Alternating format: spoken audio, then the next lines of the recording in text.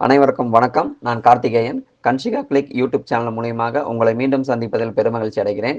இன்னைக்கு நாம பார்க்கக்கூடிய வீடியோ பதிவு என்னன்னு பார்த்தீங்க அப்படின்னா, வருகின்ற 14/3/2025 காரடையான் நோன்பு 2025. இது வரைக்கும் நம்ம சேனலை நீங்க சப்ஸ்கிரைப் பண்ணல அப்படின்னா சப்ஸ்கிரைப் பண்ணுங்க, லைக் பண்ணுங்க, ஷேர் பண்ணுங்க. இந்த ஆன்மீக பதிவுகளை நீங்க உங்களுடைய உற்றார் உறவினர் மற்றும் சகோதர சகோதரிகளுக்கு கண்டிப்பா ஷேர் பண்ணுங்க.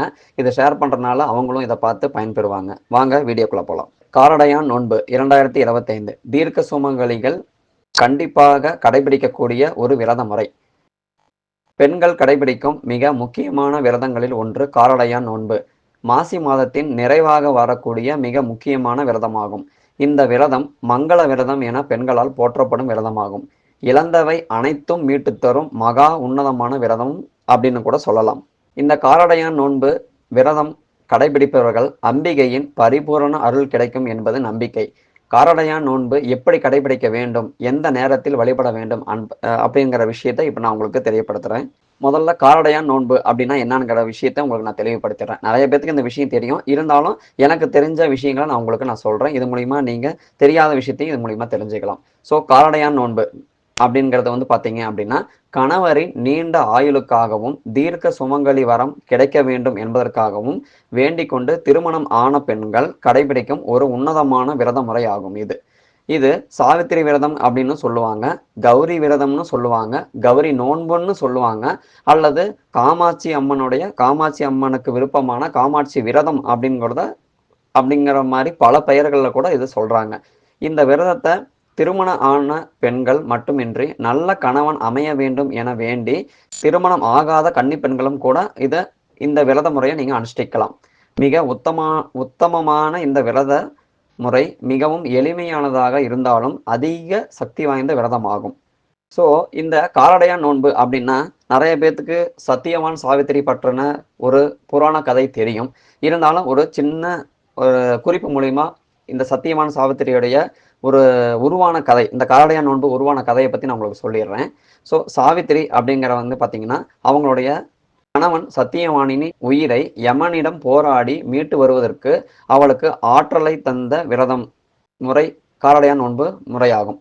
விதி வசத்தால் தன்னுடைய நாடு, செல்வம் உள்ளிட்ட அனைத்தையும் இழந்து காட்டில் வாழும் நிலை சத்தியவானுக்கும் சாவித்திரிக்கும் ஏற்பட்டது.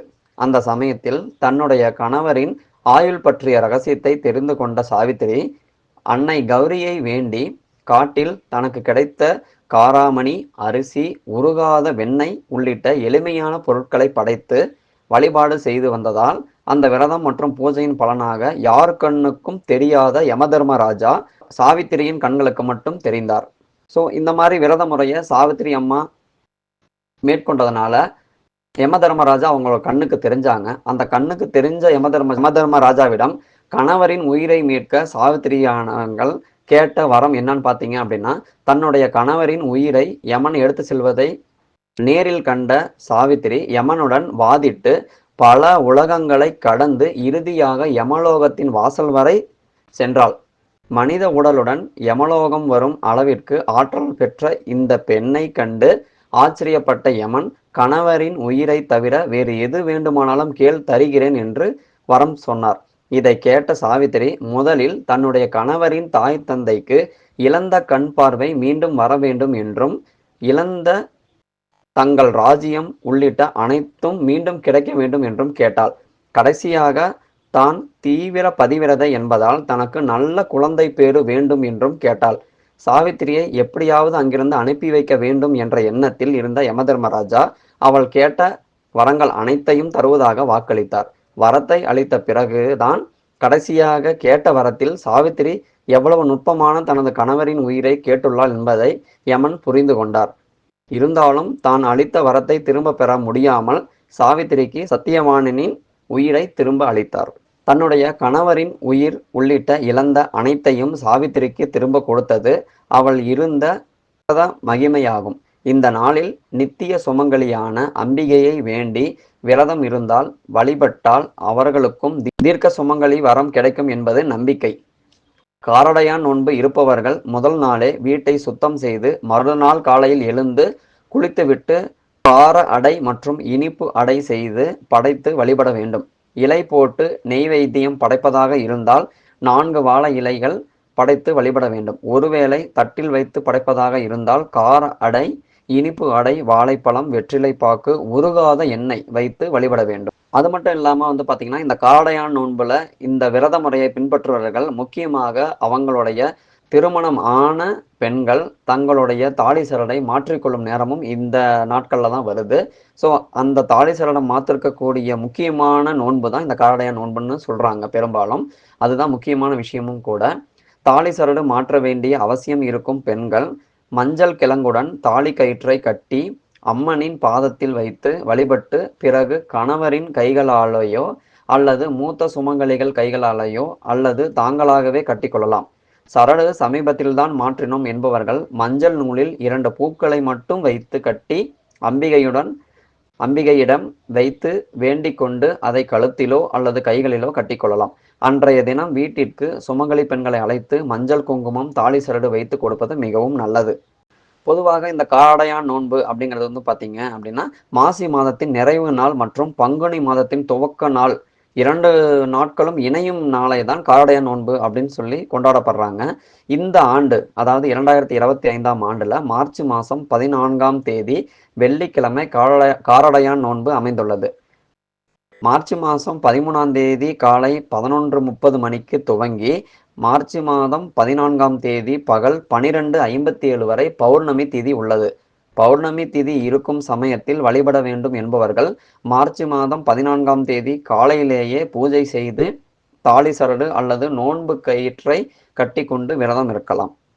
குறிப்பாக பார்த்தீங்கன்னா இந்த காடையான் நோன்பு மேற்கொள்ளும் பொழுது இதுக்கு சொல்ல வேண்டிய முக்கியமான மந்திரங்கள் அதை நான் உங்களுக்கு தமிழ்லேயே சொல்கிறேன். உருகாத வெண்ணையும் ஓரடையும் நான் நூற்றேன், ஒரு காலும் என் கணவர் என்னை விட்டு பிரியாதிருக்க வேண்டும். இந்த தமிழ் மந்திரத்தை நீங்கள் உங்களுடைய தாலி சரடு மாற்றும் பொழுது இதை சொல்லிக்கிட்டீங்க, மனசுக்குள்ளேயே சொன்னாலும் சரி அல்லது வாய் விட்டு சொன்னாலும் சரி, கண்டிப்பாக உங்களுக்கு உண்டான பலன்கள் கட்டாயம் கிடைக்கிறதுக்கு 100க்கு 100% வாய்ப்பு இருக்குது. அதே சேம் மந்திரத்தை, அதே தமிழ் மந்திரத்தை உங்களுக்கு சமஸ்கிருத மந்திரத்திலையும் நான் சொல்கிறேன். தோரம் கிருஹுநாமி சுபகே சகாரித்ரம் தராம் யகாம் பர்தூஹி ஆயுஷ்ய சித்தியர்த்தம் சுப்ரீத பவ சர்வதா. பூஜை மற்றும் சரடு மாற்றுவதற்கான குறிப்பிட்ட நேரம். பூஜை நேரம் பார்த்தீங்க அப்படின்னா மார்ச் மாதம் 14ஆம் தேதி காலை 6 மணியிலிருந்து 7:50க்குள்ள பண்ணிடலாம்.